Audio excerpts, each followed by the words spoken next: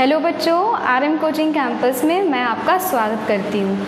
तो class 11th आपका जो फर्स्ट यूनिट फर्स्ट चैप्टर था डाइवर्सिटी ऑफ लिविंग वर्ल्ड का, तो उसका पार्ट सेकंड आपका मैं आज स्टार्ट करती हूँ। लास्ट जो अपना फर्स्ट पार्ट था उसमें मैंने आपको कैरेक्टरिस्टिक्स आपको बताए थे। उसमें आपके जो 5 मेन पार्ट्स थे उसका मैंने आपको अच्छे से क्लासिफिकेशन दे दिया था। अब हमारा जो इस चैप्टर का सेकंड टॉपिक है वो है biodiversity. What is biodiversity? Biodiversity क्या है?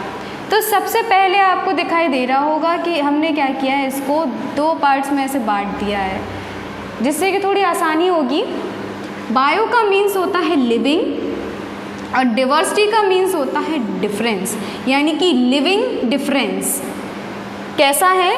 यहाँ पे मैंने लिखा है biodiversity refers to number and types of organism present on earth, यानी कि हमारा जो अर्थ है उस पर जितने भी स्पीशीज़ या ऑर्गेनिज्म प्रेजेंट हैं उनके नंबर्स को हम क्या कहते हैं? बायोडाइवर्सिटी कहते हैं।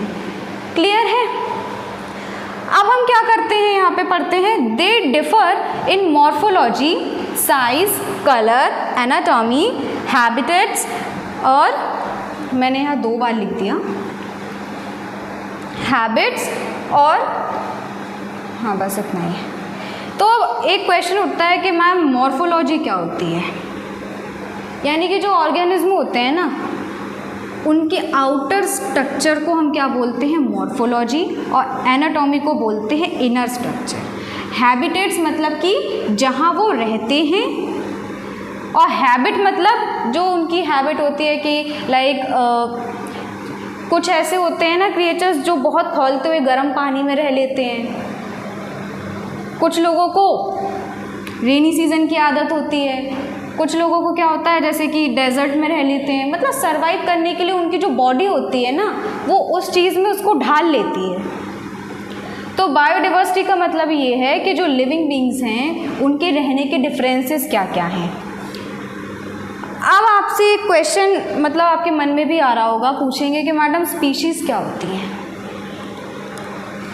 तो जिनके स्ट्रक्चर सेम होते हैं, जिनके जो स्ट्रक्चर होता है ना आउटर और इनर भी सेम होते हैं उनको हम बोलते हैं स्पीशीज़। आपको बता दें जो नंबर ऑफ स्पीशीज़ है वो अराउंड है 1.7 मिलियन टू 1.8 मिलियन। ये जो क्वेश्चंस हैं ये भी पॉइंट्स हैं मेन, ये आपके एमसीक्यू बेस्ड आ सकते हैं क्लास में कि एनिमल्स कितने हैं अराउंड अपने 1.25 मिलियन, इंसेक्ट हैं 1.025 मिलियन एंड प्लांट्स हैं 0.5 मिलियन। अब जैसा कि आपको दिख रहा है कि स्पीशीज़ जिनकी स्ट्रक्चर जो सेम होते हैं, जैसे कि कह सकते हैं एनिमल्स होते हैं, प्लांट्स होते हैं। अब एनिमल्स कैसे होते हैं? उनके 4 पैर होते हैं तो उन्हें एनिमल्स हमने कह दिया, हाँ ठीक है। प्लांट्स कैसे होते हैं? उनकी पत्तियाँ होती हैं, उनके आउटर स्ट्रक्चर में लीव्स होती हैं, स्टेम होता है, रूट्स होते हैं, तो हम मतलब उससे पहचान सकते हैं कि हाँ ये प्लांट्स हैं। अब एनिमल्स उनके 4 पैर होते हैं, वो सांस लेते हैं और रिप्रोडक्शन करते हैं, ग्रोथ होती है उनमें। तो ये सारी चीज़ें बेसिकली एनिमल्स में आती हैं। ह्यूमंस क्या होते हैं? ह्यूमंस जो 2 पैरों पे चलते हैं ह्यूमंस हो गए।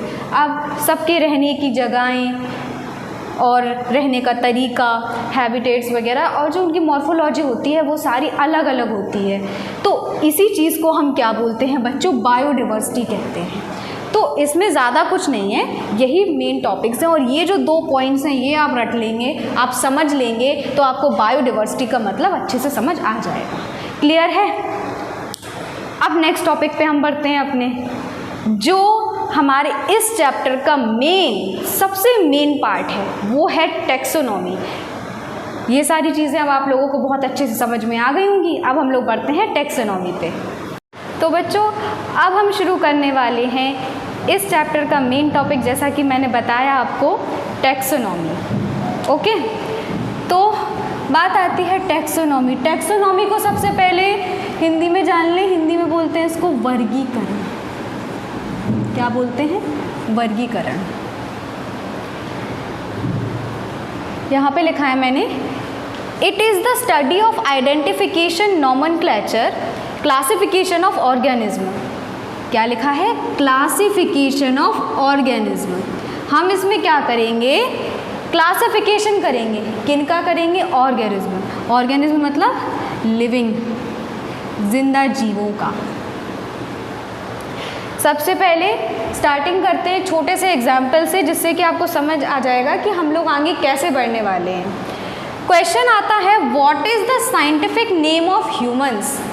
यानी कि हम जो इंसान हैं, हमारा साइंटिफिक नेम क्या है? वैसे तो सबके बहुत सारे नाम होते हैं, जैसे मेरा नाम कृतिका है, कुछ का नाम एकता होता है, अनेकता होता है, बहुत सारे नाम होते हैं।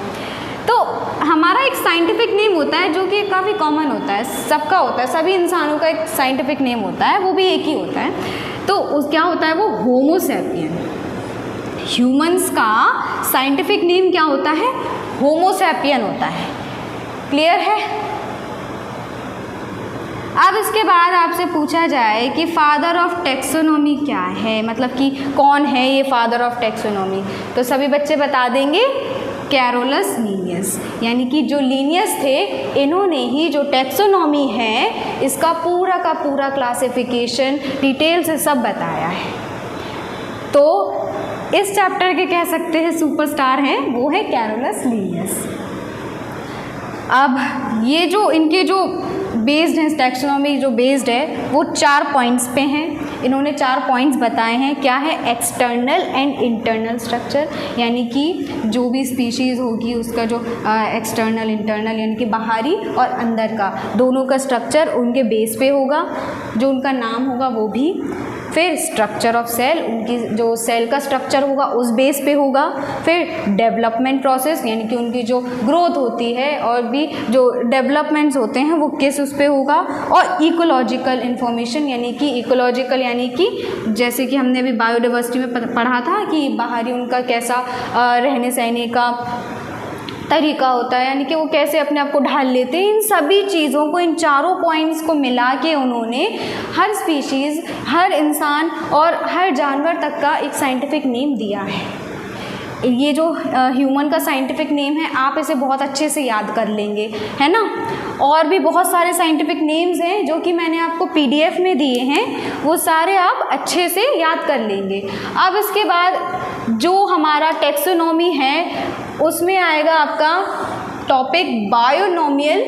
इसमें मैंने लिखा नहीं है, आपको मुंह से बता रही हूँ, बायोनोमियल नोमेनक्लेचर, यानी कि हिंदी में कहेंगे द्विनाम पद्धति, यानी कि नामकरण। हम करने वाले हैं अब नामकरण, यानी कि आने वाले अब जो भी टॉपिक्स होंगे उसमें हम करने वाले हैं नामकरण। थोड़ा सा हम ऊपर ऊपर का बता देते हैं। ये कैरोलस लीनियस है, उन्होंने बताया था, इसका पूरा इन्फॉर्मेशन दिया था कैसे क्या करना है।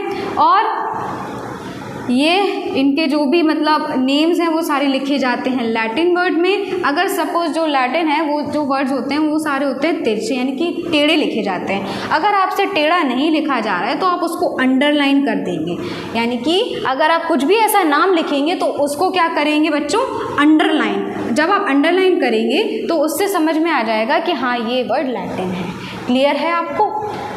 ओके, तो आज के लिए अभी इतना ही। तब तक के लिए मिलते हैं। Thank you.